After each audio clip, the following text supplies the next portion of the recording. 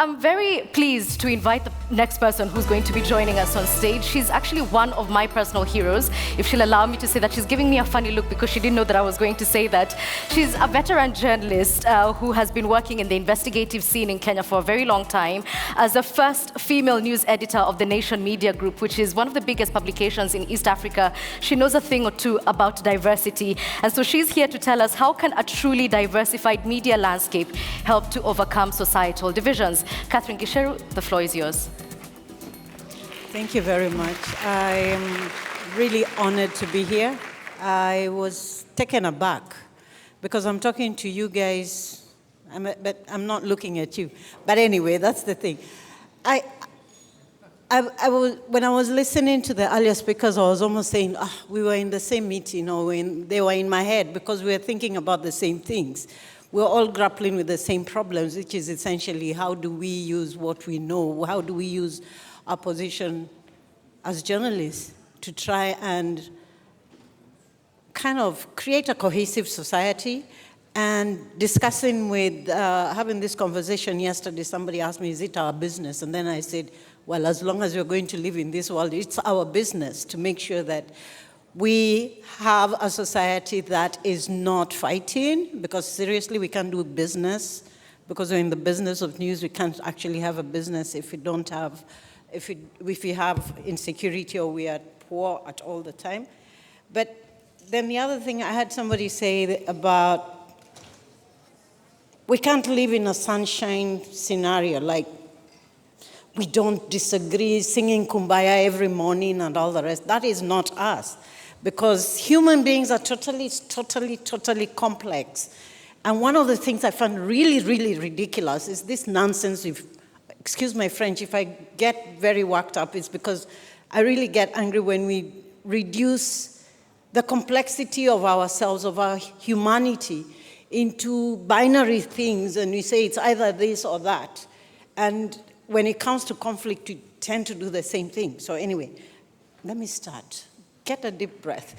First thing I wanted to say is tell you a story about something which I'm very, it kind of brings to bear what it is that we're talking about when you talk about how do we overcome conflict.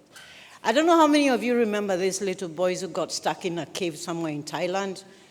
If I ask any of you to tell me what was the name, and don't be from Thailand, what was the name of that cave in Thailand where they got stuck? I know you won't remember. But the one thing you'll remember is about how they eventually were rescued, how the whole world, from Australia to wherever, they came together with their skills, their volunteers, whoever. They thought they could do something.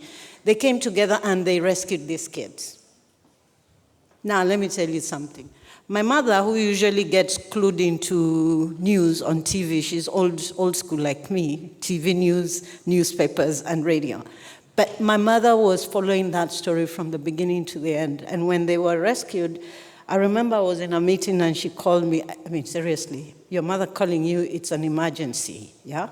So I thought it was an emergency. First thing she said, hallelujah, they've been found. They are alive. They are safe. I'm like, who has been found? Who is safe? Who was missing? I don't know anybody in my family who was missing. But the reality is that she had been following this whole story all along, and she used to give me updates even when I didn't want them. I mean, yeah, it's a story that's happening on the other side of the world. Why should I keep on following it?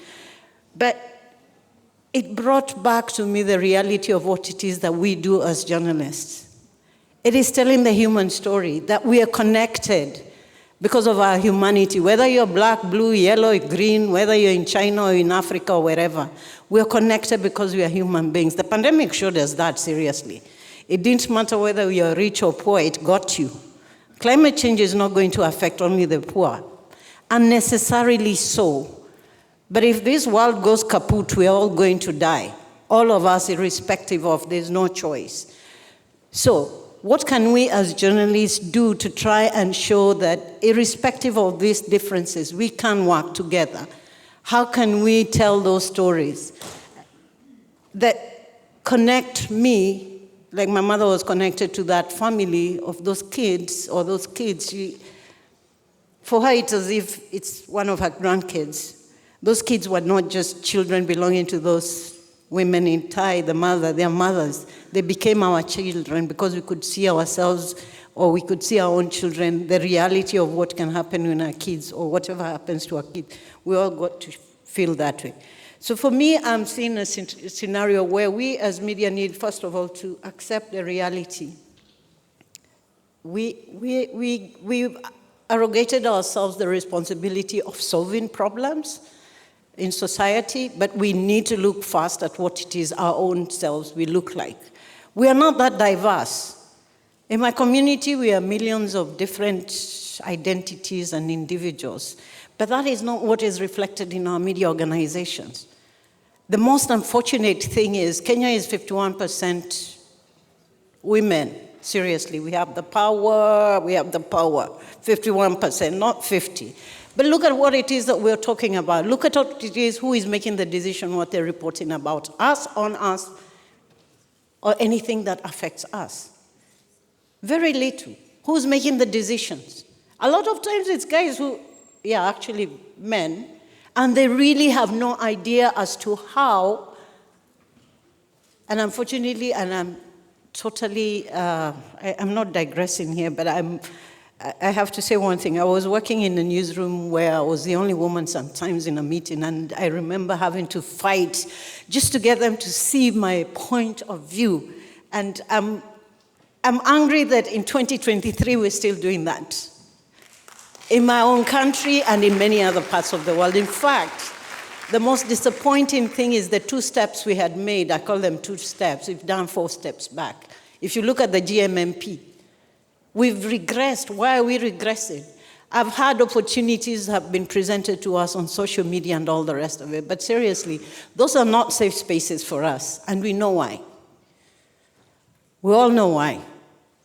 And those are not the spaces where my grandmother and her mother or my mother is there. We are not having the totality or the diversity of voices that we need to hear, we need to listen to be able to come up with a solution to any of this, excuse my French again, any of these problems that we are addressing.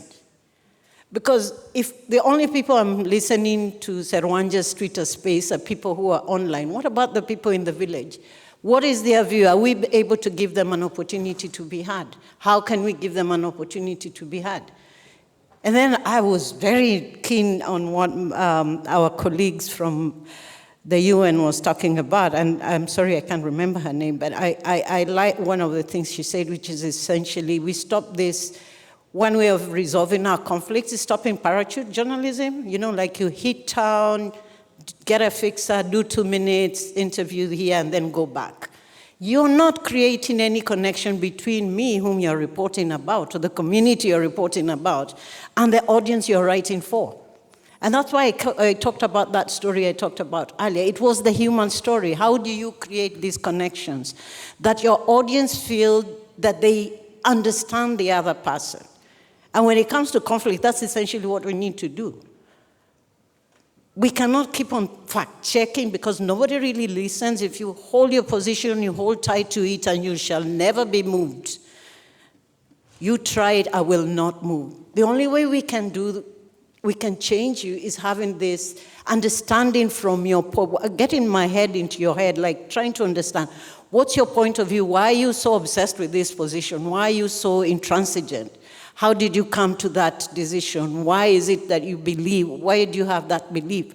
What is it? Once I understand what some of that, and that's what you're talking context earlier, as well as getting yourself into the other person's shoes, feeling where the shoe pinches, because sometimes we presume we know we don't.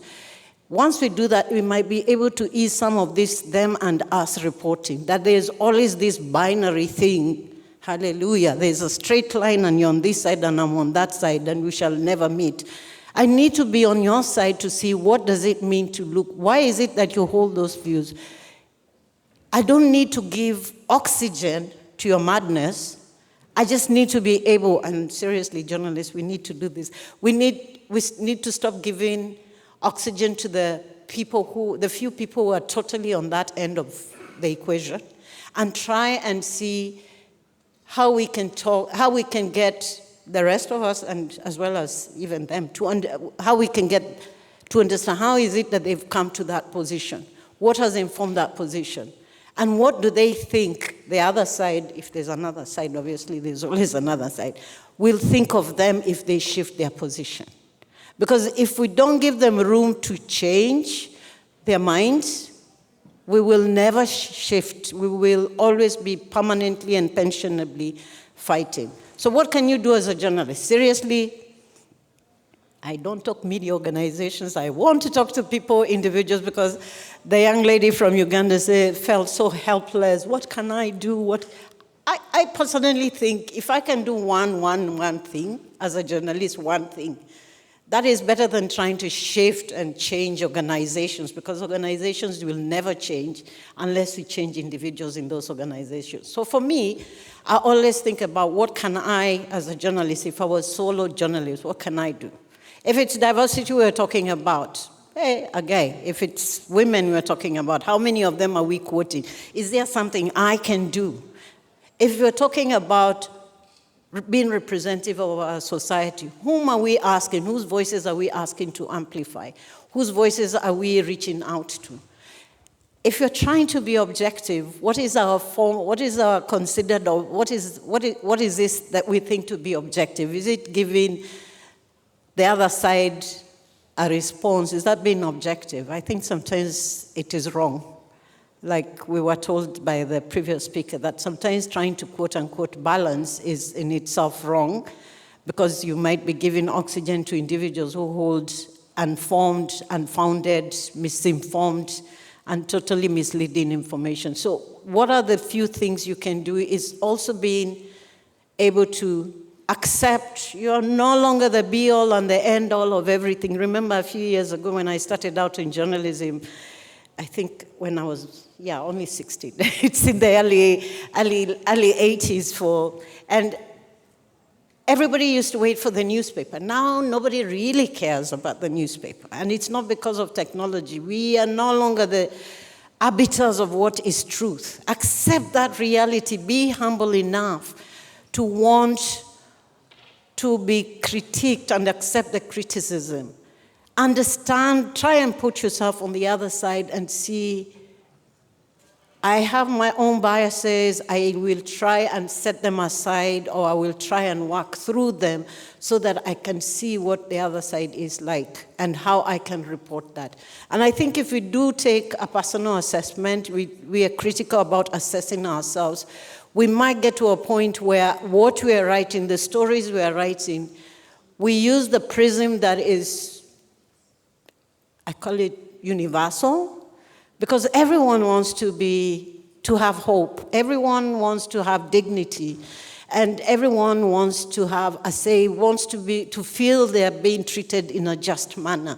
And if you use that, I wear glasses, use that, permanently and pensionable, use those as your rose-colored lenses to look at what you're reporting on. You might be able to actually address some of these issues that are polarizing us and tempering that temperature, reducing that temperature so that we can have a conversation and not shout at each other. Thank you very much. Wow, thank you.